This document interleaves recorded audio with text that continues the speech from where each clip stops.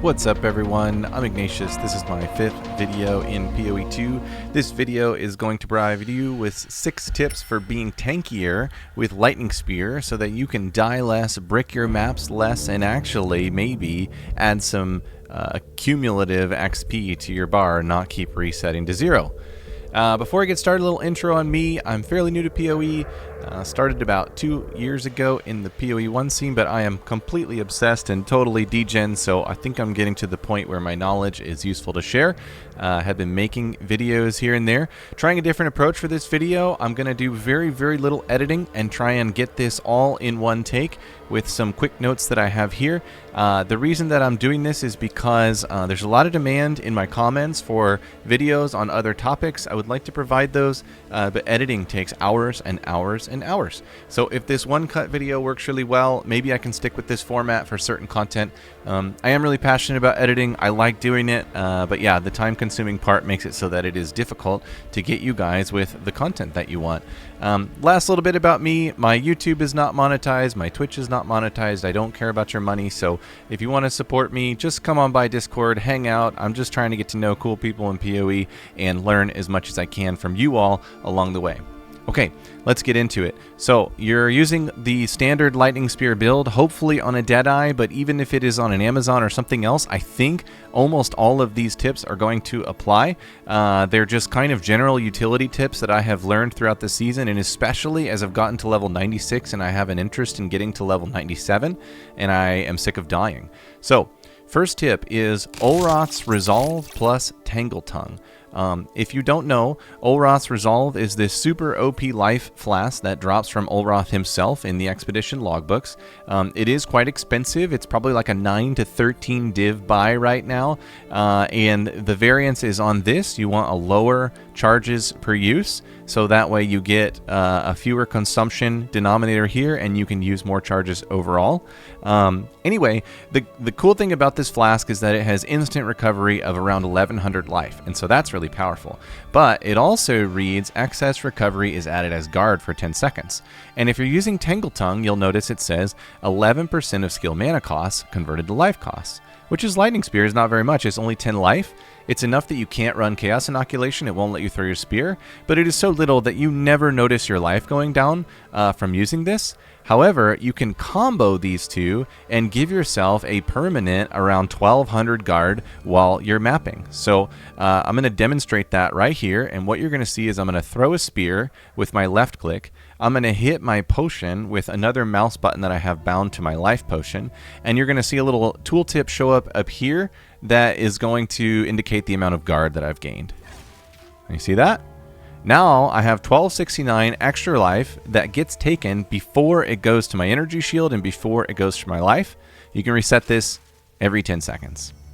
If you're flying through a map, I literally hit this almost every spear because my spears are intermittent. I charge volt, I throw spear, I take the health flask, and basically you can constantly have a persistent like 1300 life. It's really awesome.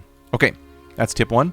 Tip number 2, energy shield nodes. I think people look at Atlas trees and they don't like really pay a lot of attention to some of the nodes that are being taken and how important they are. So I'm going to call out 2 of them. Right here, it's called Spectral Ward. Let's talk about how it works. 1 max ES per 12 evasion on body armor. I'm not going to break down the math because I'm trying to do a quicker video here. But if you've got a hybrid chest, that evasion rating is also applying to ES if you have Spectral Ward.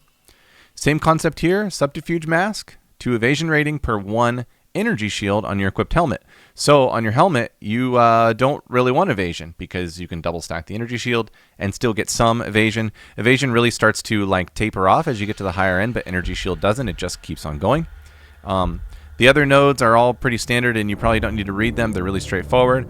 I use this one because you get movement speed. But yeah, those 2 are huge. When I pop those off, I lose tons of ES. When I pop them on, I gain tons of ES. If I'm doing repeat pinnacle content, I will pop them off because I don't need the health, I need the damage. But when I am mapping, these are mandatory and worth calling out to you all. Number 3, don't overstat your damage or get the damage that you need from your gems rather than your skill tree or your gear. This one I think like is pretty subtle. So I'm running like the highest juiced maps. I think yesterday I ran a few maps that were like 80 to 100% delirium tier 16s with all sorts of crap on them, absolute monsters. And I think I, didn't die very much. I know I had a few like weird one-shot deaths in there. But the point that I really want to make is that everything died in one OP lightning spear. And I've kind of tuned my damage with Trinity. I'm not saying you have to use Trinity, but with Trinity, Herald of Thunder, and a careful selection of gems on WSF and Lightning Spear, to the point where I only need this tooltip to be around 40k when I'm in my hideout. The other buffs bring it up to around 400k when I'm down battling. And that is very carefully curated to the point where I can remove crit bonus nodes here and there and damage nodes here and there to save points for more energy shield evasion nodes that I have. I take this little evasion set here, and then have some various energy shield nodes around the tree. So think about your damage. Don't take any literal thing I've said as to be literally copied and pasted to your character, but use the eye test. How's it going in your maps? Are you one-shotting most mobs? If so, your damage is probably fine. It may even be overkill. You may be able to hike back damage and then add more survivability to your character. So yeah, just realize that. You don't need to overstat your damage, and you can get it from things other than your tree and gear. Okay, number 4, this one is going to be controversial, and that's fine. It can be controversial. I think it depends on your playstyle and really what you're after. But for me, had to get off my Rhoa. I love my Rhoa. I know about the go back to the character screen and log back in to reset the heavy stun bug.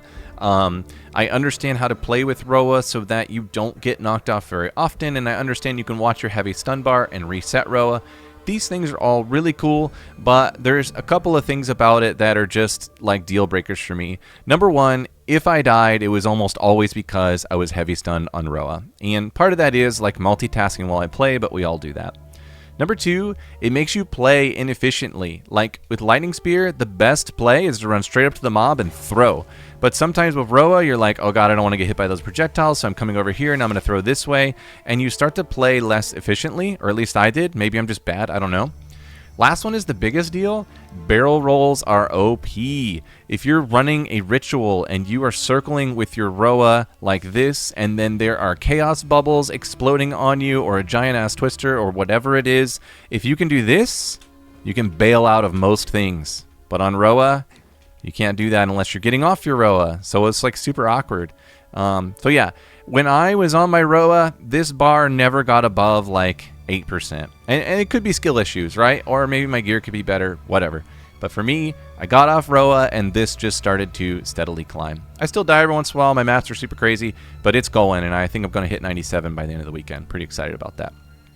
Okay, number 5, solve for Monster Swarm. Monster Swarm in this game is just stupid. Like when I go into a high deli map that has corruption on it, I have moments where there's just monsters constantly like in the progress of spawning around me. I can't hit them yet, and yet they're here and I can't move. And then by the time they come out, I can't, because I can't charge my Volt after I've thrown, and my spear takes a little while to fire, if you'll see, because of attack speed. So there's other ways to fix for this. Here's my fix. Hopefully everybody's running Ghost Dancer. It's really powerful. It is hard to see the effect in action, but when you look really carefully, you can see your ES like jumping up and down while you're getting hit by monsters. Here's the one that I think is really powerful and not well represented in the meta, which is leveraging Wind Dancer to delete mobs rather than simply repel them or debuff them. So, you know, standard Wind Dancer socket has like, I think it's called Unbreakable and maybe like Blind or Maim or something. Those are fine. Maybe those are really good if you're on Rhoa. I don't know. What I have found is that Wind Dancer just deletes. Here's why it deletes. It has this secondary tab on the tooltip called Gale Force, with a 163 base damage and a 0.25 second cooldown time, so it basically works repetitively. And then as you gain stages, which you gain stages pretty quickly, it has 100% more AoE per stage and 50% more damage per stage. This more damage modifier is, I think, greater than any 5-link you could assemble into Wind Dancer, and it's just on the tooltip, so it's unbelievable. What I'm adding here, these maybe aren't the highest damage output, but they just work and they don't pull gems from the other things I need. Elemental Focus, Excoriate, Reach, and Mag. I think these both work. There's no like AoE metric over here, I don't think, unless I'm that big of a potato. I can't find it, so I don't know like whether these are working or not. Whatever, I think they are. And then I have Close Combat. I've also swapped a Maim in here, which can be good if there's like a rare that's hitting you. But yeah, if I were super editing a video, I would show you like 100 clips of Wind Dancer like deleting mobs, literally like kicking off the Herald of Thunder chain, because the mobs still have like shock on them or whatever. And I think this is underrated and super powerful defensively, especially if you're in like Delhi corrupted maps where Monster Swarm is just constant and awful. Barrel Roll is also really powerful for Monster Swarm. Like Delhi monsters are swarming you and you just boom, it still works. It's so good. Last is Omen of Resurgence, Omen of Amelioration. Not sure who it was. I was always like toggling these, like, okay, I'm going to get one shot, I need this. Okay, I'm going into a boss fight, I need this. And then I didn't realize I was doing that because you can only have one trigger per instance, but having them both on is fantastic. Basically, if you get deleted, this goes off, and then if you get gradually deleted, this can go off. But then if this goes off, this can't work anymore. So keep an eye out for that if you're like, you know, meticulous like me and you're really trying to level up, and deaths without amelioration are absolutely devastating. All right, that's it. Those are 6 techs, almost unedited. I edited out one notification for you guys that popped up in the middle. You're welcome, all you Teams folks. Don't want to stress you out. Please give me feedback on whether this video format works or whether the editing is really necessary. That will be helpful for me. Lastly, I want to say something real brief about my Discord server. I'm working on a mission statement for this server. My goal is to meet people who are passionate about PoE2 and to build a community of enthusiasts who are degen about this game like I am. I'm very, I have everything in here set to meet that goal. So come on by. I've got a channel where you can grab my loot filter with the sounds and my POBs from recent builds. We've got an items crafting channel, of course, general discussion. Even got tinfoil hat for all your degenerative theories, and you can get feedback and we can spitball stuff. So come on by, let's hang out, let's collaborate. That's the goal of everything I'm doing here. Thank you all for watching, and have a great weekend.